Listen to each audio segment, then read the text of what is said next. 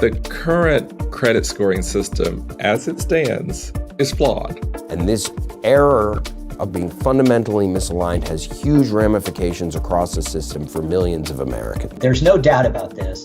Visa is dominant. We're not necessarily talking about the affluent, urban professionals that are more likely to gravitate to, let's say, an Amex card or a Chase card. Discover really is kind of for the masses. There's no reason to think that American Express won't have a strong customer base after the next recession.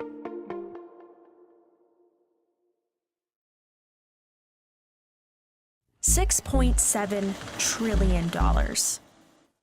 That is how much Americans spent using their debit or credit cards in 2019. More than 60% of those purchases were made using cards from Visa, a company that has long dominated the payment card industry. Not only are the majority of all payment card transactions in the United States on Visa cards, but there's been lots of litigation over time, including from the Department of Justice. And the Department of Justice has had very clear legal decisions that show Visa has, quote, market power, which is the legal term, as a matter of law. So there's no doubt about this. Visa is dominant. As payment cards become more essential in our daily lives, Visa has quickly grown to become one of the most valuable companies in America. As of October 2021, Visa was valued at over $480 billion and reported net revenue of $21.8 billion for 2020. Shares of the company have also seen an over 170% gain in the past 5 years. A really good way to think about Visa's revenue stream is for every $100 spent on a Visa card anywhere in the world, they make about a quarter, meaning 25 cents, an actual quarter. Every time you buy a pair of shoes, that's $100, they get 25 cents of that. As the network has scaled, that's very high incremental margins, and so the profitability of the business naturally goes up. But Visa's success hasn't always been great news for merchants who have no choice but to rely on them for payment. If I could ask Visa for one thing, it would be for relief in the swipe fee arena. We are paying way too much. You're making way too much money off of us. And the lack of competition that you have with all of your issuing banks charging the same swipe fees across all markets across the country, it's really unfair. We don't do business that way. Other industries don't do business that way. So I don't know how you can get away with it. So how exactly does Visa make money? And why does it dominate the payment card industry? The Bank of America launched Visa as the nation's first licensed credit card for middle-class consumers and small to medium-sized merchants in 1958. The computer is changing our world, the way we do business. By 1970, Bank of America gave up its direct control over the card, passing the control to a group of issuer banks that continued to manage, promote, and develop the new network in the United States. The company grew quickly after, expanding internationally by 1974 and introducing its first debit card in 1975. Every month, British shoppers sign for £1.5 billion worth of goods on a credit card. In 2007, Visa completed its corporate restructuring with the formation of Visa Inc. and went public in 2008, raising $17.9 billion in one of the largest U.S. public offerings to date. Visa was set up to be dominant. They started actually as an association of thousands of banks across the country. So all these banks came together and established Visa to have this national credit card. But of course, they had a dominant position because it was virtually all the banks.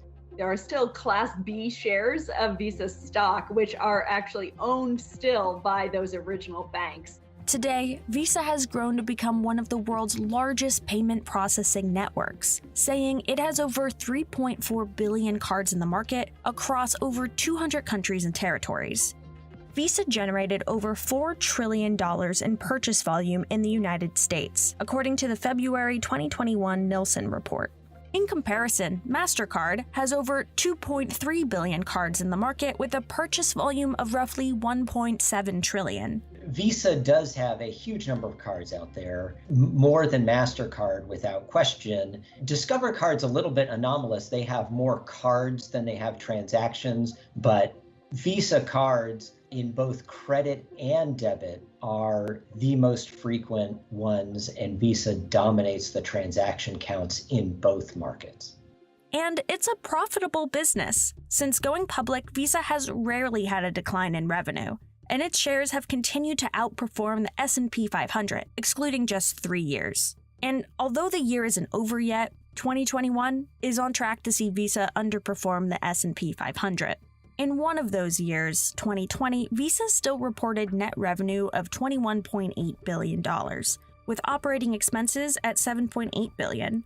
Its total net income for the fiscal year came to roughly $10.7 billion. Their profit margins are huge. The numbers I've seen over time have been 30-40% profit margins, where, to give you a sense, in the retail industry, profit margins tend to be in the 2, 3, maybe 4% range. So as a business, the reason it's so profitable is because it's a primarily fixed cost business. And once you've got that infrastructure all in place, each incremental transaction that's flowing through that ecosystem comes in at extremely high incremental margins because it's just this massive capacity network. And so as Visa has scaled, their profitability has gone up dramatically for that reason.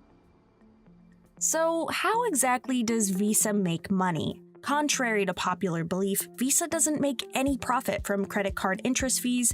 Instead, those fees are charged by the card issuer, in most cases, banks, allowing Visa to face none of the risks that come with lending money.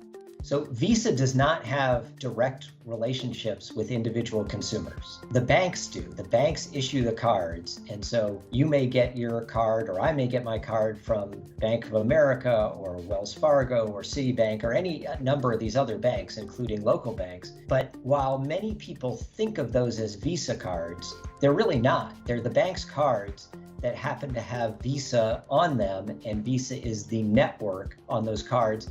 Visa's business model relies heavily on what is known as the four-party model. When you use a Visa card to make a purchase, there are usually 4 entities that come into play.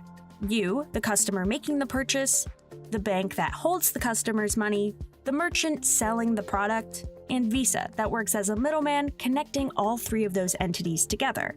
They're a physical network, not dissimilar from telecom network or an internet style network. It's just telecom might carry voice, internet carries information, Visa's network carries money, right? So it's a different type of physical network that connects about 18,000 banks and other types of financial institutions globally. And every time that you use a card, a series of messages have to run back and forth between the cash register or the website or wherever you're making a purchase, going back to your bank that issued you the card to see whether you are who you said you are and whether you have the money, right, to do an authorization, and then also to go back and kind of clear and settle the transaction, meaning actually move the money from your bank's bank account over into the merchant's bank account. A majority of Visa's gross revenue, about 39%, comes from data processing fees that are required to complete this practice. Roughly 34% consists of service revenues,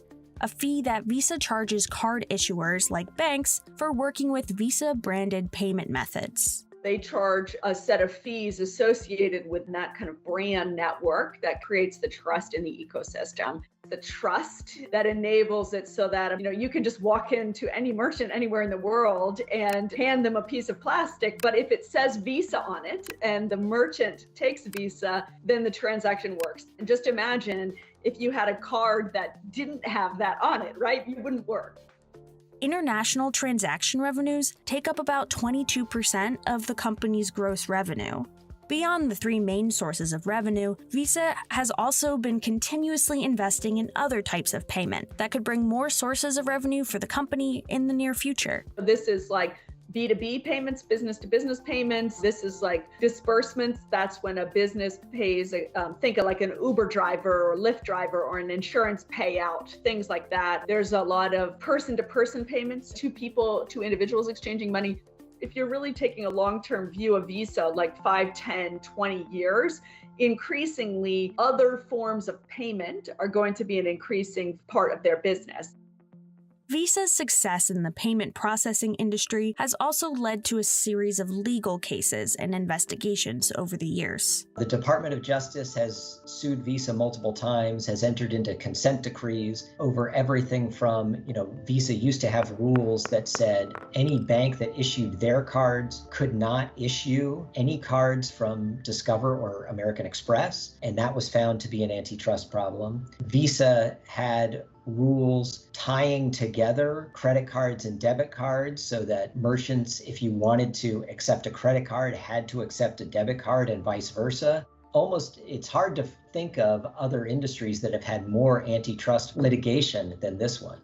In December 2019, Visa and MasterCard agreed to pay $5.5 billion to settle against merchants who had accused them of charging excessive fees, the largest ever class action settlement of an antitrust case, according to the co-lead counsel of the case, Berger Montague.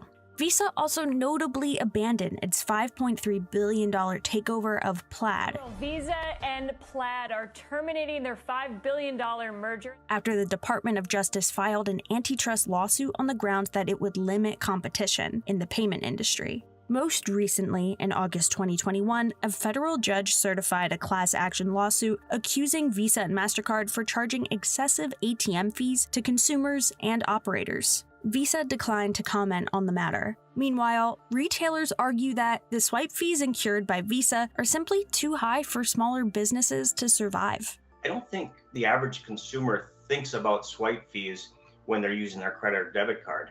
Business owners certainly do, because for me, swipe fees is the second highest expense line item on my P&L, right after labor, right after our payroll expense, ahead of rent. In 2009, swipe fees collected by Visa and MasterCard sat at $25.6 billion.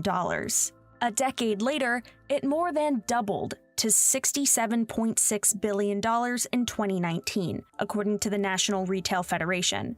The overall processing fees paid by U.S. merchants to accept all card payments totaled $110 billion in 2020. It tends to be somewhere in the range of 10% of what merchants pay on a transaction.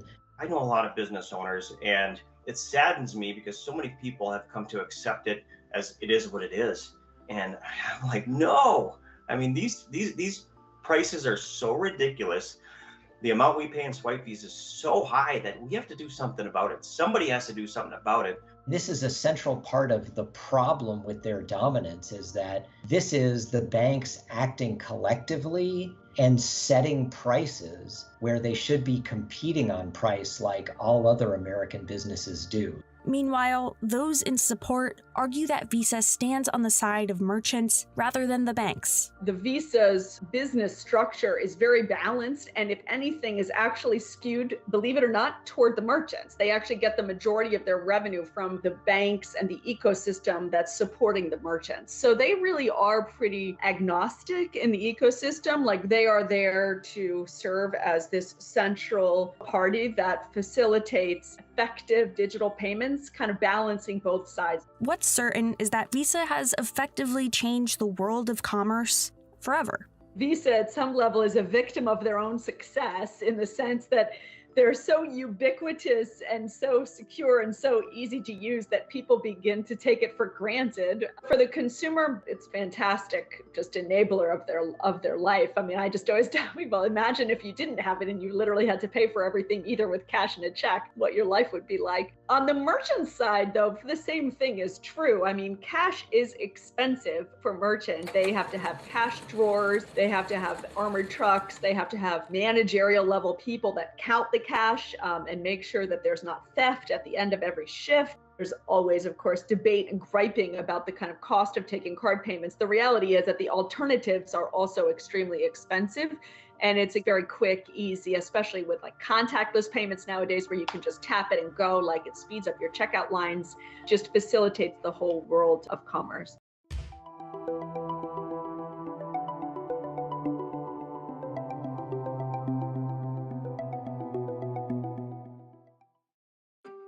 $52.9 billion. That's the total revenues net of interest expense Amex made in 2022. But despite its impressive earnings, Amex is far from dominating the credit card industry. Its domestic payment volume is far behind that of Visa and MasterCard, and it lags behind Discover based on the number of cards in circulation. It's a difficult business for American Express to be in, given the threats posed by Visa and MasterCard. What they've leaned into are people who use the card a lot, spend a lot of money, and pay it off. And they're willing to cater to that crowd by giving them premium perks, whether that's at the airport or things they can use every day. Whether that's a Walmart Plus membership or Uber Cash or things that keep you using that card, keep it at the top of your wallet. Armed with impressive rewards and a loyal customer base, Amex has achieved impressive growth. The company's revenue has increased over 32% since 2017, and shares of the company have shown resilience and growth in a tumultuous market. Amex, I would think of them as a bit more of what we call a quality compounder, like a very steady, stable business, growing revenues high single digit to 10%, and then they get a little bit of operating leverage on top of that. They grow earnings like in the low double digits. They've learned a lot through COVID. They've diversified their business model. They've sharpened their pencils on what matters to their customers, and it's really showing, and they're coming back strong. So what is the secret to Amex's success, and where is it headed next? American Express began as a freight forwarding company in 1850, transporting various goods across a rapidly expanding nation. It wasn't until the late 19th century that it began its transformation into a payments company. It began to introduce financial products and travel services. Then, in the 1950s, following its high success from traveler checks, it introduced its first charge card to offer customers a more convenient way to pay. Where the brand truly begins as we know it today, in my opinion. And they've had multiple products come out, the gold card, the platinum card, and really focusing on the consumer and the corporate card business. What sets Amex apart from the rest of the industry is the way in which their network operates. Most credit cards from companies like Visa and MasterCard function in what's called an open-loop system. When a cardholder uses the card in their network to make a purchase from a merchant, they generate revenue by relaying that information from the issuers, usually the banks that have issued the cards, to the acquirers, or the merchant's bank. Amex, on the other hand, operates in a closed-loop system, where it functions as the issuer, the acquirer, and the network combined. Amex is different from Visa and MasterCard because Amex is a lender. Visa and MasterCard are merely card networks, so they process transactions, but they're not actually issuing credit.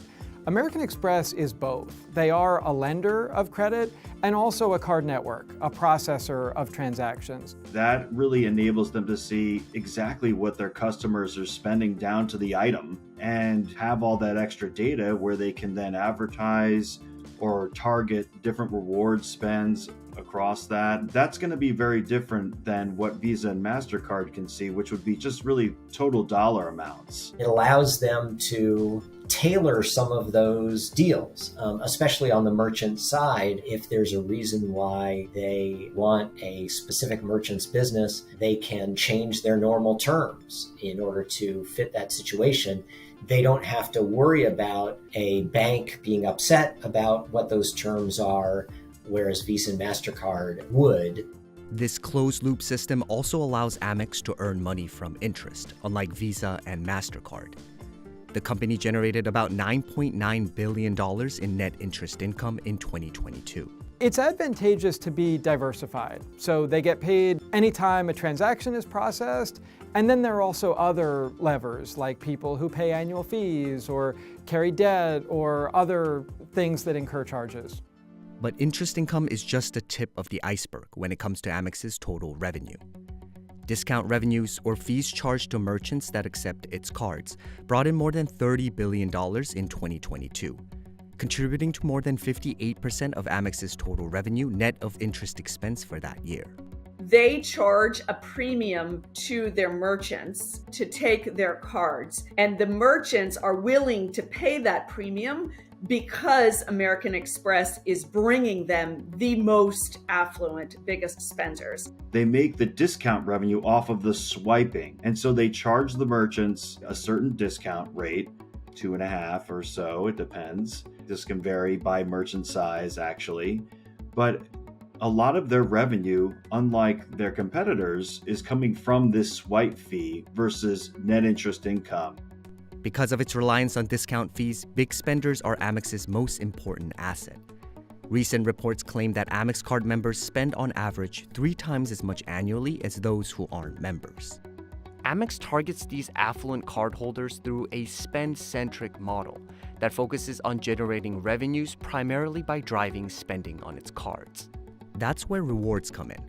In just 2022, Amex spent almost $17 billion providing services and rewards to its card members. When they talk about a spend-centric model, they're really talking about being your go-to card. And I think a really good example of this is the Amex Platinum Card, one of their flagship premium products. On the face of it, this is a travel card, and it has a lot of travel benefits with rewards and airport lounges and all that fun stuff. But you can also get a free Walmart Plus membership, and you can get a whole bunch of other everyday kind of credits. They're trying to make this a go-to every day, not just something that you pull out a few times a year when you're traveling. That high spend-centric model is the reason why they can provide such strong rewards that they do, and why the customers are willing to pay those higher annual fees than for other cards, because they're getting the benefits of the spend and the rewards, because the people that are spending are actually making this up in their spend behavior. Having a closed-loop system means how much the cardholder spends is usually more important than the number of transactions made. Amex also utilizes the immense information gathered through its closed-loop system to create offers that attract and retain customers. A lot of the tricky part about rewards programs in kind of big, kind of more mainstream cards is that the rewards are a little bit of like ad hoc. Like they might have very cool, interesting rewards, but they might not be things that you as the consumer value. In American Express's case, because of that closed loop dynamic and because they know you and they know the merchant, they can create rewards that feel to you as the consumer like this program was custom designed for me. Like they can go out and recruit all of the top hotels and all of the top restaurants and have specialized offers and specialized rewards and stuff to bring consumers, the affluent consumers, to those hotels, to those restaurants, and everyone sees benefits from their role in the middle of connecting those dots. Having an affluent customer base also gives the bonus advantage of decreased credit risk. Delinquency rates for Amex have remained substantially lower compared to other major issuing banks. Credit losses through the cycle will move really closely with unemployment, as you would expect. If you think about the changes in unemployment, they roughly go up between 1.7 times and 2.25 times in a recession. And the prime credit card issuer will see roughly that same sort of increase in credit losses over that time frame. Whereas an American Express could actually see a little bit less than that. So if it was to go up 2 times, you might see American Express go up 1.8 times. And so that makes a big difference as far as the cyclicality of the business, the overall risk to earnings and returns. It's really one of the reasons why investors kind of focus on this stock in a downturn. It's considered a safety play, and that's why we're outperformed with the stock today. In recent years, Amex has begun to diversify its customers further, mainly targeting millennials and underbanked Americans. I really think that Amex is doing a good job winning over younger customers as well. They've talked about how about 60% of their new card acquisitions are Gen Z and millennials. And I think they've done some creative things there with experiences, whether it's travel or dining or exclusive concerts, like they did one with Jack Harlow. And they're just trying to reach a younger audience that will be the leaders and heavy spenders of tomorrow. Amex has also made meaningful investments in scaling and improving its technology, allowing its offerings to be more competitive against the rise of alternative premium cards. They continue to make progress abroad. They were actually the first US-based credit card issuer to win approval in China, and they're partnering with local brands there to really tap into that increasingly affluent consumer audience. in Europe, this is like France, Germany, credit card adoption, both by affluent consumers and by small businesses, is much lower than it is, say, in the US, the UK, and Australia, where it's quite high. And so there's a huge amount of just growth opportunity. I think increasingly they're also tech companies in a way that, whether that's the apps and the web experiences that they provide, or all of the data that they're gathering. Some people say that a concept like buy now, pay later could be a big threat to the Amex model. They actually were the first traditional credit card issuer to unveil their version of that. A few years ago, they came out with Amex Pay It Planet, which I think again speaks to offering something for everybody. The biggest threat for Amex is the competition within the credit card industry. To me, the biggest weakness or danger for American Express really is that marketplace power of Visa and MasterCard and what they may decide to do with it, which may or may not be anything that American Express can control. The value that they are able to offer from the closed loop model is distinctive and unique. But as things like data analytics and AI get better, and the whole process of issuing cards and managing card programs becomes more digitized, as their technology advances, those open loop card programs can better replicate what American Express is able to do uniquely. So they can run better analytics to understand your consumer spending, so they can better tailor your rewards. But while loan loss provisions have increased following a period of high inflation, experts believe that Amex is more than ready to weather a possible recession. They're not by any means immune to a downturn, but at the same time, with that high spender, affluent customer, those credit losses are likely significantly lower than some of the peers that are more focused on average consumer, even subprime borrowers. And so, there's no reason to think that American Express won't have a strong customer base after the next recession.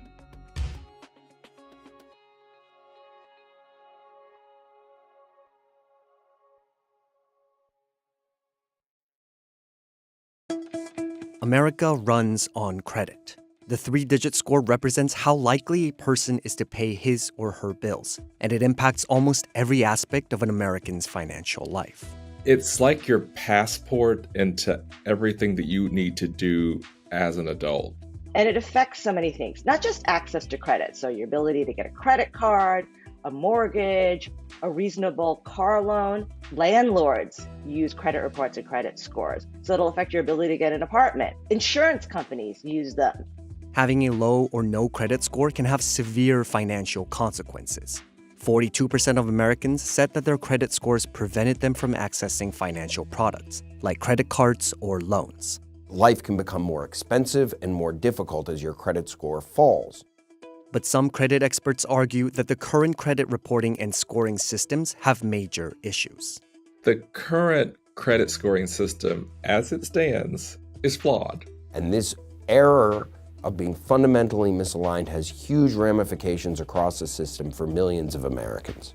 Others say many of these criticisms are misguided.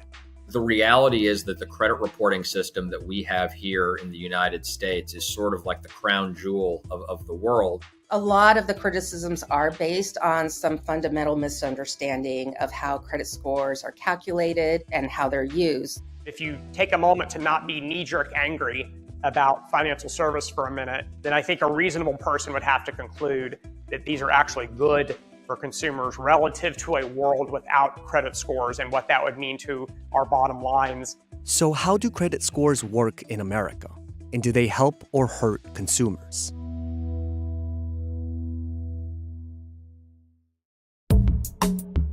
A credit score usually refers to a number between 300 and 850, which represents the holder's financial stability and credit worthiness. The higher the number, the better a consumer looks to potential lenders. Credit scores in the 500s are considered to be very bad. Credit scores in the 600s, we're starting to use terms like subprime, near prime, getting close to average, but you really need to get yourself into the 700s before you actually hit the national average, which is between 710 and 720, and then start working your way into the elite level scores, which are well into the 700s and certainly into the 800s. Credit scores and reports are two separate things. Reports refer to statements containing information about your credit situation, while scores are calculated based on that information from the report. The credit report is like the test you took. The credit score is the grade you got on the test. One is influential over the other, but they're not the same thing. Today, scores calculated by Fair Isaac Corporation, or FICO, have become the industry standard, used by 90% of top lenders. They're calculated using 5 main categories: 35% from payment history, 30% from the amount owed, 15% from the length of credit history, and 10% for new credit and the types of credit you have. It's based on an analytic algorithm, so we look at actual data patterns to say what helps us predict whether you're going to pay credit in the future. One of the main benefits of having a credit score is that it provides a quick and empirically sound method of measuring credit worthiness. Americans are borrowing today more than ever, with household debt topping $16 trillion during the second quarter of 2022. Making credit scores crucial to many businesses. It allows lenders to make very, very precise decisions and have a very deep understanding of the likelihood of someone paying you back. Experts say that such a streamlined process is also the reason why Americans have been able to enjoy low interest rates for so many years. The credit scoring system allows industry to quickly and cheaply make decisions about whether or not you're going to have credit.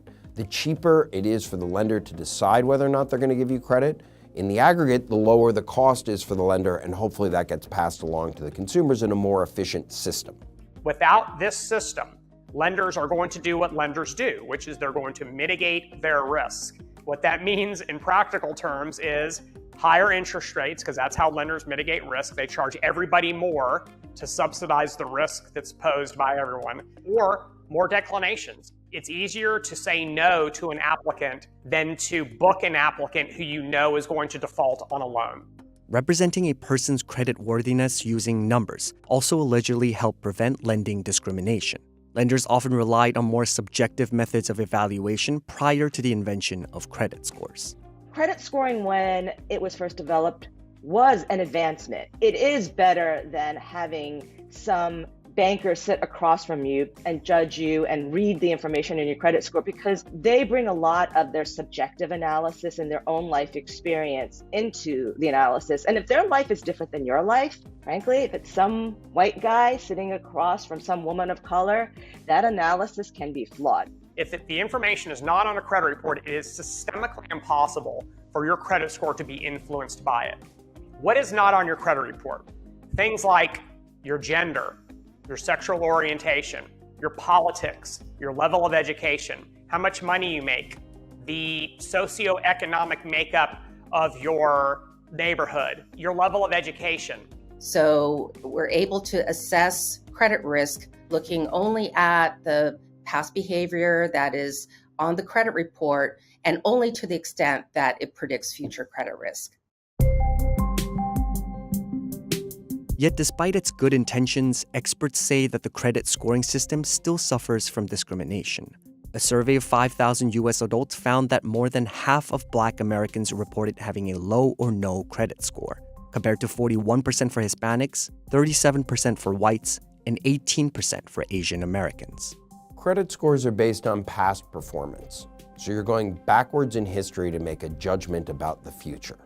The further we go backwards in history, the deeper the structural racism in the United States was.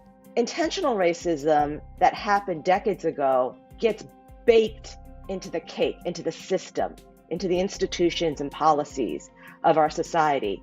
And that kind of structural racism requires no animus, no intent, but it still hurts Black and brown consumers. If your parent put your name on a bill because they had bad credit and then they were delinquent, you can turn 18 and inherit derogatory information on your credit report through nothing that you did. If you're a new immigrant in this country, your prior credit history doesn't travel with you. These credit bureaus are mostly domestic, so you show up with nothing. And by the way, a blank slate is a bad place to be in credit scoring. It means that you're unscored and your information starts off low and poor. 19% of American adults have no credit history, or are considered unscorable by existing systems. Sadly, what the scores do is they sort of amplify those inequalities because they go in and they say, okay, you're already disadvantaged.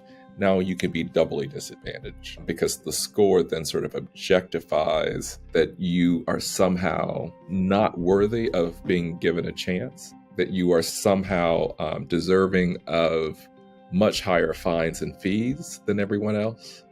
Errors in credit reports can also often lead to miscalculated scores. A survey in 2021 found that more than a third of those polled found errors in their credit reports. Of more than 700,000 credit or consumer reporting complaints received in 2021, more than half pertain to incorrect information on their report. For me, it was a different person named Aaron Klein who didn't pay their cell phone bill in New Jersey. I also happened to live in New Jersey for graduate school, and this stuck with me for years. 1 in 20 have an error so serious it could cost them either the ability to get credit or a job or an apartment. However, those within the industry argue otherwise. When we look at our data, it is astronomically reliable. So we're constantly auditing and evaluating our data. Our regulators are examining us on a regular, ongoing basis. So they're looking at all of our systems around data integrity, data reliability, how we engage with consumers, et cetera. Under the Fair Credit Reporting Act, credit bureaus are responsible for correcting any inaccurate information on their reports. But research has suggested that many consumers find errors difficult to get fixed. Credit bureaus are like a judge that always rules for the defendant. So if your mortgage servicer says you're late, even though you really were never late, and you have documentation that you were never late, it will still show up as late. Fixing mistakes is expensive and time-consuming for the credit reporting and credit scoring industry. They are not incentivized to have accuracy, particularly if the mistakes are symmetric and even out. Our entire role in the consumer credit ecosystem is to provide reliable, accurate information. If we were unable to do that, nobody would have any interest in engaging with us whatsoever. Our position is that the system only works and we can only succeed if our data is incredibly reliable and accurate, and that means engaging with consumers continually to try to make sure that they're able to effectively managing their credit and that they're able to effectively feel as though they can interface with us about any concerns that they have. Another main concern is the lack of regulation and oversight that can ensure fairness and transparency within the industry. I think the idea that the industry is unregulated is a fiction, and we operate in one of the most highly regulated spaces possible. You have a 50-year-old federal statute called the Fair Credit Reporting Act, which essentially mandates everything having to do with credit reports, from our rights to challenge information, our rights to freeze our credit reports, our rights to get copies of our credit reports. You have the Consumer Financial Protection Bureau, which regulates credit bureaus vis-a-vis credit report accuracy. You have the Federal Trade Commission that shares that regulatory responsibility. I must say that the Consumer Financial Protection Bureau, which took over oversight of this industry about 10 years ago, they've done a really good job of trying to reform the credit bureaus. But I would go further than more regulation or even more laws. Over the years, credit reporting and scoring agencies have made several changes in response to the criticisms against the industry. Perhaps the biggest change comes from the use of alternative data to improve accuracy and inclusion. They've started trying to incorporate other quote-unquote non-traditional information. For example, if you pay your mortgage on time every month, your credit score is going to increase. But if you pay your rent on time every month, nothing happens because that information isn't reported. We've innovated with scores like the FICO Score XD and the Ultra FICO Score. They augment traditional credit data with rich alternative data, such as how you pay your telco, utilities, as well as information that's in your checking and savings account. The point of these new scores is to allow consumers to find other ways beside the historical credit to demonstrate their ability to repay credit. More regulatory changes could also be coming. Two bills, the Protecting Your Credit Score Act and the Comprehensive Credit Act, were both passed by the House in 2020, aimed at overhauling the credit scoring system with more oversight and provisions aimed at protecting consumer credit. They have yet to be put on a vote by the Senate. One of the initiatives that we're championing, because we really think the solution to a lot of these concerns around how do you help consumers access financial products is an alternative data piece of legislation called the Credit Access and Inclusion Act, which would really encourage the reporting of rental data, utility data, bring new data into the system that would allow literally millions of Americans to access financial products and services. But ultimately, credit in its current state is dependent on the consumer's financial decisions. I'll tell you the two things that you need to do, and it will be impossible for you not to have a good score. Number one, never, ever miss a payment on anything, ever. That's easy. It's writing a check at the end of the month and paying your minimum payment, right? Number two, you got to stay out of credit card debt. And I'm not saying don't use credit cards. I'm saying don't max out your credit cards. Don't use them as a supplement to your income or to keep up with the Joneses or to impress somebody. Pay your bills on time, stay out of excessive credit card debt, lather, rinse, repeat, and you're going to have fantastic credit scores. You know, how you manage your credit is a sign of responsibility. It's not. A lot of people have negative items on their credit report because they were the victim of bad luck, not because they're bad people. So they got sick, they lost their job, and now they can't pay their bills and their credit report's going to stop them from getting a new one? That's crazy.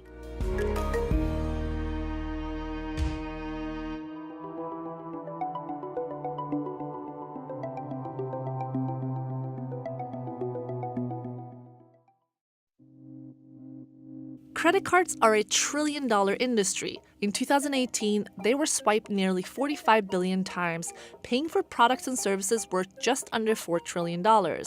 Americans owe around $1.1 trillion in credit card debt, about $5,700 each. The U.S. consumer is doing very, very well. Strong consumer sentiment, strong retail spending, very low unemployment. All of those things are great for the credit card industry. Giants like MasterCard, Visa, and Amex dominate the network market. Chase, Citi, Amex, and Capital One are the biggest issuers. A quiet but a steady and perhaps lesser talked about competitor is Discover. We're not one of those companies that's always out there talking about how great we are. The number one performing stock of all financials in the S&P for a 10-year period is not just an average company. Discover has the 10th largest credit card portfolio in the world, despite a smaller footprint outside of the US. Still, there are 57 million Discover cards out there. It's not really for the kind of people that want to fly first class to the Maldives. Discover really is kind of for the masses. When you think about the average consumer and likely where they borrow and what their FICO scores are, I think that they're right smack in the middle of all these issuers. The Discover credit cards topped the J.D. Power Customer Satisfaction Survey in 2019. So, how did they win over the American middle class? To understand the credit card industry, it's important to know the difference between a credit card network and an issuer. The network is basically the digital rails on which transactions are processed. A card issuer is the company who actually takes on the credit risk. Discover and American Express are both an issuer and a network. That gives them some diversity in their business model. It also gives them a really stable source of revenue, at least from the processing side. Very different from the credit side of the equation, where that could be a lot more profitable if they're charging you 18, 20, 25% interest, but there's also risk there. And it's also less predictable in terms of the transactors and the revolvers. You know, people who are paying their bills in full or people who carry debt from month to month. 40% of Americans are transactors. 60% carry debt from month to month. We spoke with Discover CEO Roger Hochschild over the phone. Our model is lend focused. We're looking for people, and we make most of our money from people who borrow money. American Express's model is much more spend focused.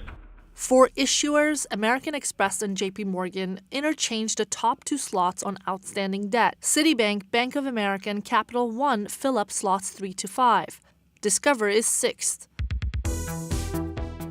The Discover credit card was launched in 1986 by Sears Roebuck, the largest retailer at the time. Back then, it was part of Dean Witter, which was part of Sears. And they launched during Super Bowl 20. They had this commercial back in early 1986.